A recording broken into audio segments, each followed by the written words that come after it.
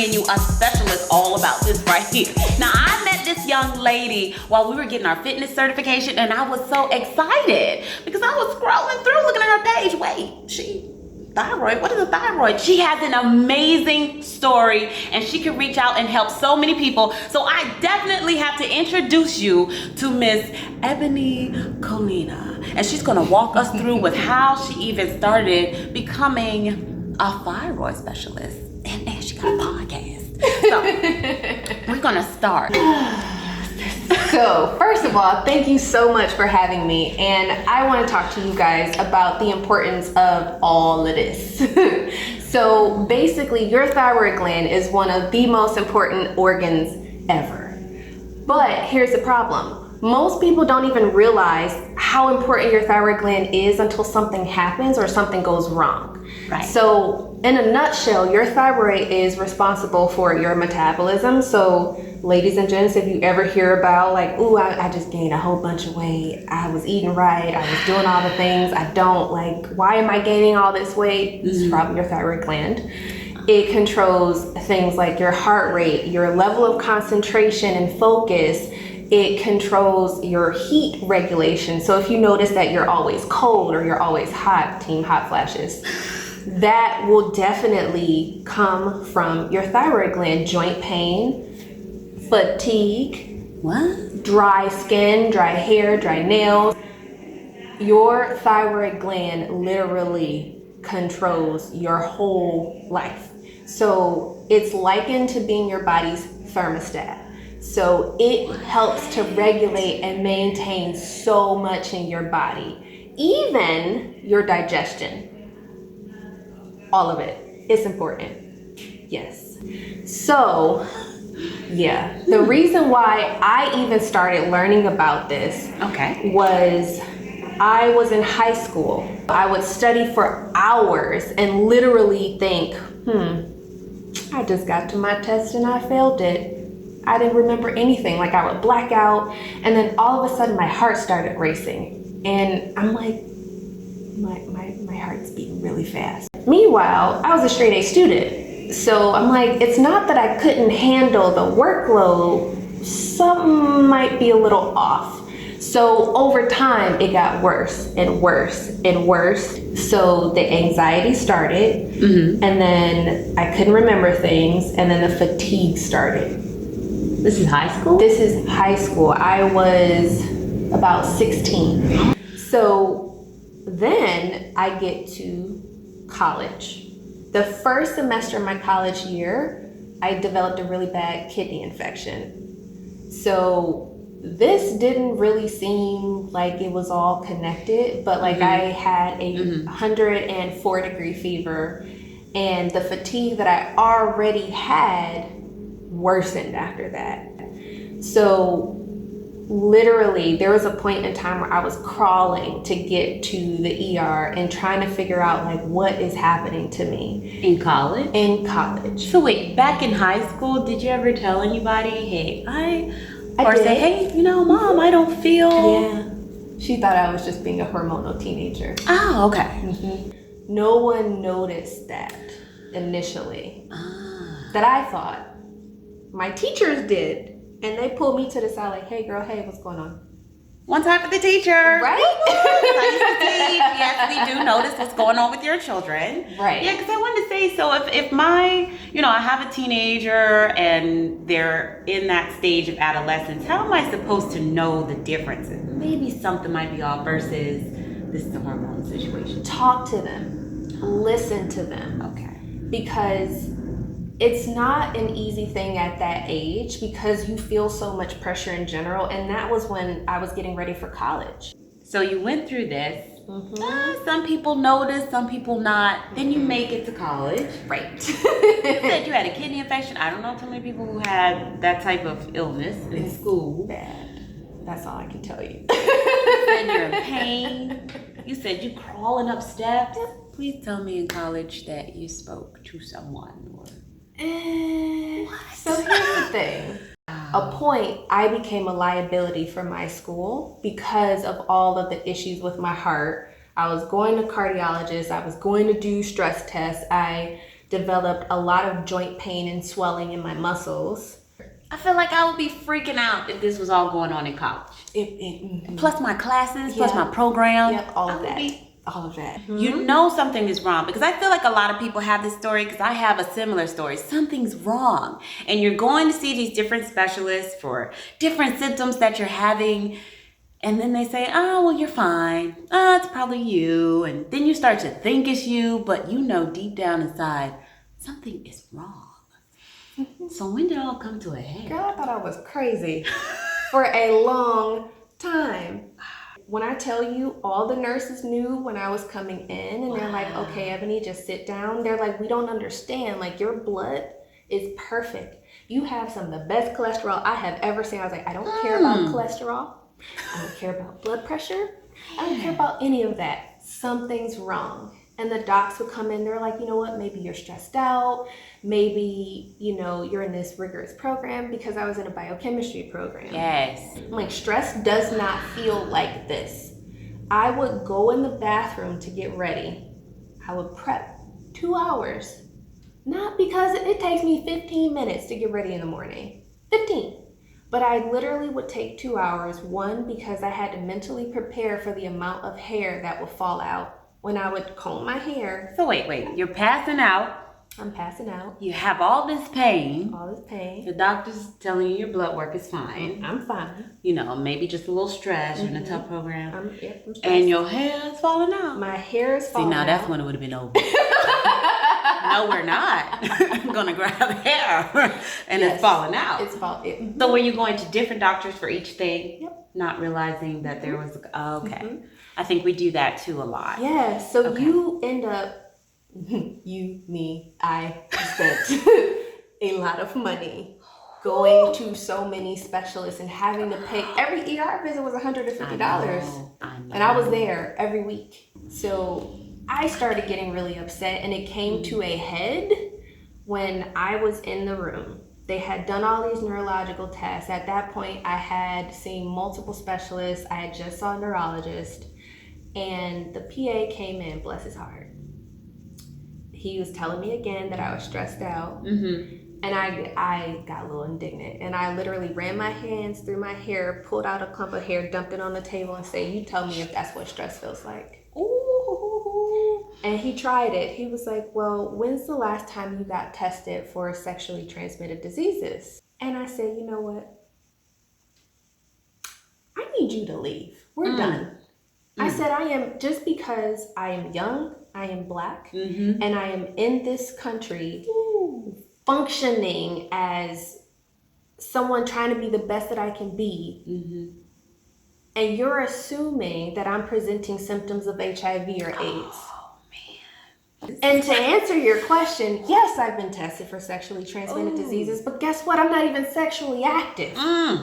So the fact that you're even asking me that question is asinine. And I'm not responding to anything else that you have to say. We're done. Go get the attending. I have nothing more to say. And was that the breaking point? It was. That was the breaking point? It was. So the attendant came in. I said, you will test me for everything. I don't care what it is. I don't care how much it costs. I'm done. I'm not doing this anymore. All right. So she's like, oh my God, I don't have time for apologies. This is my life. I just had a nurse tell me the other day that if we don't find out what's going on with me, and if I'm not getting enough oxygen to my brain. So we need to figure out something now. Not now, but right now. And I'm 21 years old at the time. Oh my God. So you think that you're young and you're invincible, and I want to go out and party and have fun and do all the things and get my Beyonce on, and you know, I'm at home broken in so many ways. I'm not, So finally, she ran every test because they thought I had multiple sclerosis. They thought I had lupus and some other autoimmune disease that I can't pronounce. So finally, she calls me back a couple days later, and she said, you need to go make an appointment with an endocrinologist. I was like, the what? How'd you come to that conclusion? So we looked at my thyroid stimulating hormone. When we get a blood workup, is this something normal that they test for? Or you have to ask for it. Oh man! And it's only after your typical blood panels don't look right. So you can get a CBC done, you can get a CMP. Like those things are going to measure your basic blood chemistry. So in other words, are you getting too much sodium? Are you getting too much potassium? Or basics. Yes. So if that is off, particularly your endocrine system, meaning your liver, your kidneys, your thyroid gland, your sex hormones, like all of those things are connected, and that's what makes up your endocrine system, along with your pituitary gland and all that stuff in your brain. Educate us, honey. So if any of those things are off, your basic blood panels will show you that. And had I paid a little bit more attention, I would have been able to see that those things that were slightly off were actually telling me that there was a problem. Hence, my kidneys. But we didn't do the complete metabolic panel until later. But ultimately, what she did that time was she tested all my antibody levels. Now, your antibodies are going to determine if your body is attacking itself. So this is another blood test that I won't normally get. I have to, oh my gosh. Okay. She tested your thyroid, the TSH, and then she went and tested an antibody. Correct. Okay. So my thyroid antibodies. And there are different antibodies for either Hashimoto's disease, which is what we ultimately found out that I had, and Graves' disease, which is the autoimmune condition that causes you to be hyperthyroid. Hashimoto's disease causes you to be underactive with your thyroid gland. But at the time, I was very hyperactive. So they're like, okay, this is different, because I was exhibiting symptoms of both, even though I was hyperthyroid. So I was a real special case. What? Right? How was that even possible? I don't know, but I was a hot, sweaty mess. A hot, sweaty mess that was functionally exhausted. Wow. Yeah. Wait, so you didn't get your diagnosis till almost the end of college? The end. Whoa. So you learned about Hashimoto along the way? I actually got in touch with a wonderful endocrinologist once I got back to Detroit. And, you know, she was amazing. She tried helping me with my diet, and she's like, I don't want to put you on the medication, because once you're on it, you basically stay on it. And you're so young, I don't want to do that to you. But I do like that you went out and found someone. Oh, I did. You know, that could help you. I did. Because I know a lot of us, we just believe the first doctor, or if the doctor isn't giving us what we need, we kind of like, but it's okay to go out and look. Get a second, third, fourth, fifth, and sixth opinion if you need to. Wait a minute. Yes. So diet. Yes. When you have a thyroid disease, diet is so incredibly important from a gut health perspective. So because I was taking all those antibiotics, your second brain is basically in your digestive system. I've heard that. So I've heard that. My ratio of good bacteria to bad bacteria, it was kind of non-existent. Is that a test that we could just get, or we have to ask for that too? You gotta ask for that too. Just to know your gut health? Man. Yep. So the weird thing was, she's like, all right, we got to do something here. Yeah. We have to get your level of good bacteria back together. Okay. So I started to eat kefir. I heard of it. A lot of people say kefir. Yeah. But kefir. Yeah. Yes, I drink it. Okay. Sauerkraut pickles. Sauerkraut. Yes. Probiotics. And then what was great was I actually started taking a vaginal care probiotic. What? Yes. Okay, I never heard of that. Yes. What is it, like bacteria and yeast, and you got to stick it up there? Kind of like how people do yogurt? You can, but I was taking it orally because I don't. Yeah, I know. Well, yeah. No, thank you. I'm just saying. They have it. I seen it at the health food store. Okay. Yes. So once we started doing that, I was taking the probiotics, but I had to start from scratch, like literally bone broth. And once I did bone broth, then I introduced they're called low FODMAP, or like they're low on the glycemic index in terms of the amount of sugar that they have, because sugar feeds your bad bacteria. So I had to get all that back together, all of it.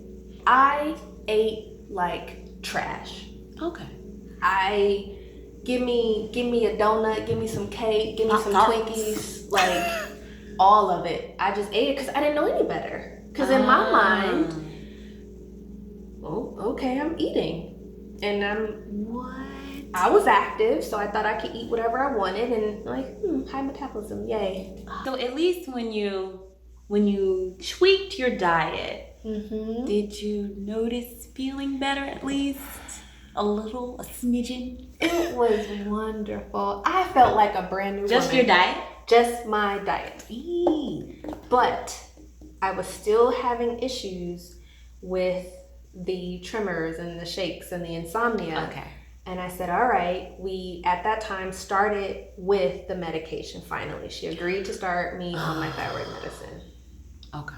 Yes. So that took about a year to normalize. I had to go every 6 weeks to get my thyroid levels drawn. But then we discovered another problem. I was vitamin B as in boy deficient and vitamin D as in David. I had to take vitamin D. Wait, aren't there a whole lot of B vitamins though? There are. It's like a whole B vitamin family. All of it. But you're eating better. Are you just not absorbing it? No, it wasn't. But I literally had to take 20,000 units of vitamin D a week. Couldn't you just go outside? Nope. But that was part of the reason why I wasn't absorbing my food, because vitamin D is a fat soluble vitamin, and it helps to get all of that, with your food getting absorbed. And I literally, once I started taking the vitamin B, the neuropathy or the tingling and numbness in my fingers went away. I also journaled everything. And a lot of people are like, I don't feel like writing all that down. Ain't nobody trying to. But when your life literally depends on it, do it. You will do some things. So it took about another year and a half to get there, right? So I thought I was grown. I got there, I was like, I'm good, I'm managing it. You're still on the medication at this time. So it's 3 things. And then I backtracked. So I started eating whatever I wanted. Oh! And you got grown. I did. I thought I was grown. I thought I was like, okay, I'm good now. Oh. And then stress from, I was living in New York. And then I was like, I'm getting nauseous again. My stomach is getting upset. Symptoms came right back. They did. And I learned very quickly. As soon as I cleaned up my diet, I was fine. But I had to be sure that I was doing all the right things, because I was like, I'm not going through this again. I'm not backtracking. Now, today, fast forward, what I have learned is you need to be your own advocate. You cannot just let somebody tell you what to do. Don't let anyone say, oh, you're just stressed. Don't do it, don't do it, don't do it. Yes, they told me. Write down your symptoms. Write down when you feel it. After learning all these things and after understanding how so much is connected and working in healthcare and being in the doctor's ears that I'm on councils with and all that stuff, I was like, so I need to start talking about this more.